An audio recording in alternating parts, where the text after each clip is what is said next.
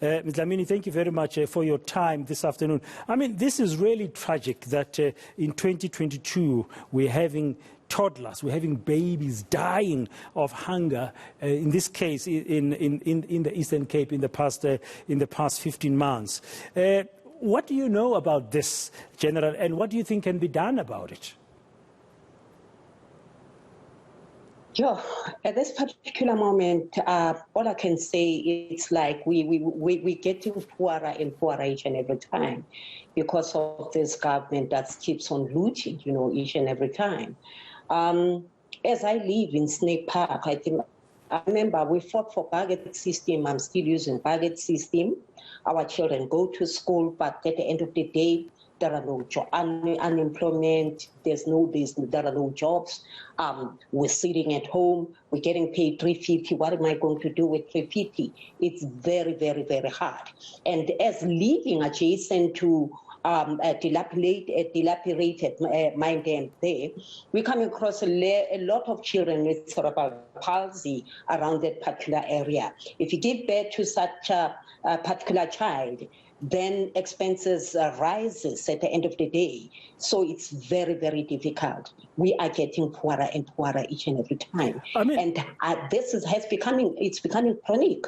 Yeah, when I saw the numbers, I saw the New Child Institute in the University of Cape Town saying that's the average cost to feed a child in terms of a basic nutritious diet is around 780 odd rand. It has gone up, obviously, and year on year will go up. It's not like it's thousands and thousands of rands. And there are calls that government has to move faster to implement a basic income grant, and that's not yet happening. I mean, what's your view about what could help to ensure that nutritious diet provided to babies and children in our country today?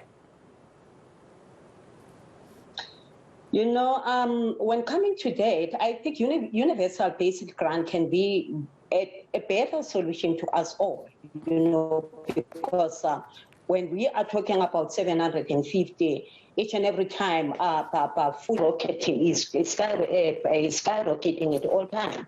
So seriously, it's very, very difficult. I'm talking, as I am talking right now, as a mother, as a granny, you take your children to school and they come back from school, there's no food. Children don't go to school for years and they graduate and they are getting paid this $350 at the end of the day. You are the one who must see to it what to do in order with you to be able to feed them, And it's very difficult to tell the honest fact. Yeah, I mean, you're part of the COVID-19 People's Coalition, and also you've been driving this hashtag Pay the Grant.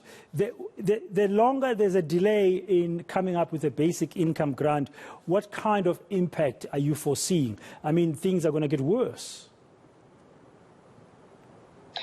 Things are going to get worse, to tell the honest fact, because these kids are becoming angrier and angrier each and every time because there's nothing for them. You go to bed without enough food in your stomach. You wake up in the morning without enough without not knowing what to eat in the morning. You will be roaming around the streets. I, as a granny, as a parent, I don't even know how to what to do in order with me to come up with a solution in order to see that my children have eaten. It's very, very, very frustrating. It's very, very, very, very painful. Thank you very much for sharing your experiences with us. That's Ms. Tiny Dlamini, a member of the hashtag Pay the Grant and also the COVID-19 People's Coalition.